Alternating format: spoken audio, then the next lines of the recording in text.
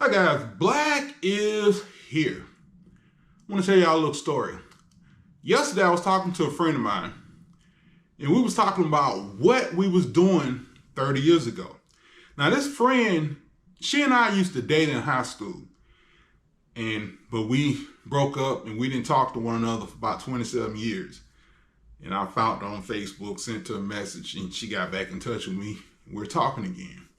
Well, anyway, in '94, I was working at C&L Used Auto Parts in Atlanta. And by the way, if you've seen the movie Baby Driver, when he took the car to a junkyard, that junkyard was C&L Used Auto Parts. It's on Glen Street. I think is it Glen? Glen Avenue? Glen Street, Glen Avenue? It's anyway, the point is this. I think I was making $7 an hour. First of all, let me tell you how I got the job. I was working at Pizza Hut, working nights, delivering pizzas. And my car got broken into at home, not a Pizza Hut. I was at home, and they broke my vent window. So I went to C&L to get a vent window. And I found that they was hiring. So I filled out the application, and they hired me, right? So like I said, I was making like $7 an hour, I think it was, plus overtime. And I was making pretty decent money for 1994, okay? Well, I worked there about 6 months and I got fired. So why did I get fired? What did I do to get fired? Nothing. So why did I get fired? And 87 called in and told my boss I cursed him out. Of course, my boss is 87. I'm 13. So if 87 says that you did something, as far as another 87 concerned, you did it. If you don't have video proof to show otherwise, you did it. Now, let me tell you what happened. I was delivering used auto parts. I delivered to the Mazda dealership on Carl Parkway near, Dobbins Air Force Base. It was actually the collision center I delivered to. So anyway, I parked in front of a bay like I normally would. You know, there ain't that many places to park. And I was driving a 94 Super Duty diesel truck before they called them Power Stroke. Anywho, so the truck was a stake body truck. So I took one of the stakes off and put it on the ground. I used it as a step to step up into the truck to get my parts, whatever. So I went to the office to get a check or whatever, a signature. I come back out, my truck had been moved, and someone took the stake body, took the stake and threw it inside the damn truck. So it kind of pissed me off, you know, because I had to take another stake off, put it on the ground to climb into the damn truck to get the first stake. So I went to the office and I asked the guy, could you please ask your people to ask me to move the truck? And I explained to him that I guess they got angry and threw the stake inside the truck. So could you ask them to ask me to move it? I'll be glad to move it. Well, he called back to the office, and of course, being an 87, he can't tell the truth. He got to add some stuff to it. So like I said, he told my boss that I told him not to. If the mailman just ran into my trash can. The trash people leave it, instead of, I put it in the driveway, at the edge of the driveway. The trash people leave them in the driveway. Leave it in the road. Leave almost every one of them in the road. So the post office man just ran into my trash can. Anyway, so he told my boss that I told him not to move my effing truck. So of course, I get back to the office, my boss done jumped all down my throat. I can't say a word because he believed every single thing the 87 said. There's nothing I can say. Fired me on the spot. You can't go around cursing out my customers. He wouldn't listen to me. I couldn't say nothing. Now, I'm going to tell you the truth. I had a bunch of other problems with C&L. Even though C&L was in the city of Atlanta, they were some racist ass 87s, okay? Racist ass people. All of them drove pickup trucks. All of them. There were one or two black people worked there. There was one or two. Yeah, there was a few black people work there, but they had been there for a while. All of them had been there for a while. And I'm gonna tell you something. There was one black guy, I don't remember his name. Something happened. His car got wrecked right before we got to work. And he asked me to, I had passed by, he asked me to ask the guy named Mike, who owned the company, to send a tow truck to tow his car. And I told Mike, I ain't got time to tow nobody's car. I got a business to run. And I said, well, you want me to go back up? He said, no, you got to go to work.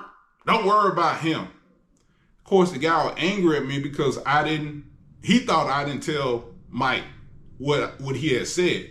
But anyway, the point is, it's a real racist ass company. You know, it was a real racist ass company. But anyway, that's what happened. I got fired. All right, let's go back. Let's go come up a little bit. I'm gonna tell y'all another story real quickly. Okay, I used to deliver to a company, I think it was called Embraco. It was something to do with pipes. It's not important. But there was a cute ass Mexican guy worked there. No, he was actually Mexican. He told me he was Mexican. He was cute as hell. But he was also American. He didn't have a green card. He was born in America. But he spoke Spanish, English perfectly. Anywho, he told me he was quitting. He was going to work at another company. So I'm like, damn, I'm gonna miss you, because he was sexy as hell. So anyway, he left, and I had got a week or two later, I had got a new stop in, I think it's Swanee, Georgia. So this stop, I forgot what they did. It had something to do with fabrications or something. But anyway, I go to this stop, and they were supposed to get 8 forklifts. I was delivering propane tanks, forklift tanks. So I had to deliver 8 tanks to them, and they wanted me to come every week to change out the tank. So I delivered the 8 tanks, dropped them off, and the next week I came back there, they had 1 tank empty.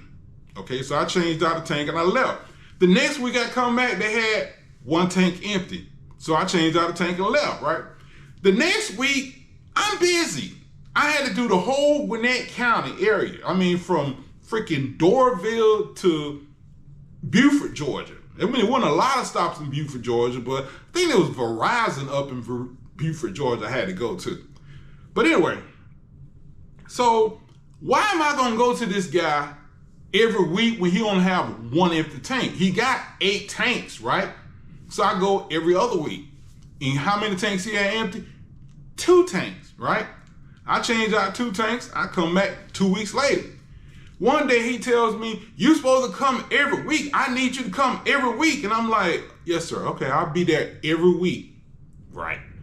You only got 1 tank empty. You got 7 extra tanks. Man, forget that. So one day I decided to wait for a month. I got kind of bagged up because I'm like, every week he got 1 tank. 2 weeks he got 2 tanks. 3 weeks he got 3 tanks. So 4 weeks, a month later, he should have 4 tanks empty, right? Wrong. He ran out. So of course he called the company, Raising Hell. I come over there. When they call me, I go over there. I'm outside the area, but I go over there and I change out his 4 tanks. And he's all in my face, raising hell, and had the nerve to say, that's what's wrong with you people. You don't follow directions. And at first I'm like, I'm working, I'm making pretty decent money. I ain't got time to fight with a racist person, but I'm like, what do you mean by your people? You know exactly what I mean. And I said, oh, okay, sir. All right. So anyway, I changed out the tank, and he tell me, no, you know what? I want you to pick it up. I don't want you to change out. No, I want you to pick it up. That's what it was. He got mad at me because I didn't pick up the tanks. He wanted me to take it away. So by the rules, whenever a customer wants you to pick up all the equipment, I'm supposed to tell the office is supposed to send out the salesman and talk to the person. And if they still want us to pick up the tank, they will write up a work order. But I'm not supposed to pick the stuff up. He raised all kind of hell talking about if I don't pick it up, he gonna put it on the street. And I'm like, sir, that's on you. You do what you want to. I can't pick it up until I get a work order. I tried to explain to him that, but he didn't want to hear it. So anyway, I ended up leaving, right? So he called to the company and he talked all kind of stuff. But what he didn't realize was this. Now, he was 87. My boss was 87, but my boss was not racist, okay? Tom did not play that crap. He did not play it, believe it or not. And the thing is, Tom did not act black. You know how some white people, they act black when they don't play that racist stuff? No, Tom acted like a normal white guy, but he was not into that racist stuff.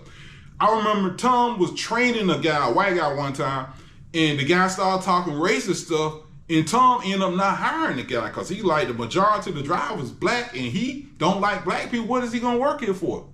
But anyway, so he called in to Tom and tried to get me fired. But like I said, Tom, let me change that. Tom was a little racist, but when it came to me, I had been around there so long, he knew damn well whatever this guy had said, I said. He knew I didn't say that. Tom knew better than that. But anyway, so he tried to get me fired. It didn't work. Oh, I left out the good part. Before that happened, I went to this company, and guess who I see at the company? The cute little Mexican guy. And I was like, damn, so this is where you work now? He's like, yeah. I was like, oh, okay, cool. And then I come back another week, he ain't there no more. So then I go to the other company that he used to work at. I think it was Embraco or something. Anyway, I see him there. I'm like, damn, dude, what happened to you? He said, man, I quit. That guy was racist. And this was before he and I had that encounter. So I'm thinking that, the little cute Mexican guy, I'm thinking he just being, young and ran his mouth a little too much. What's wrong with this fool?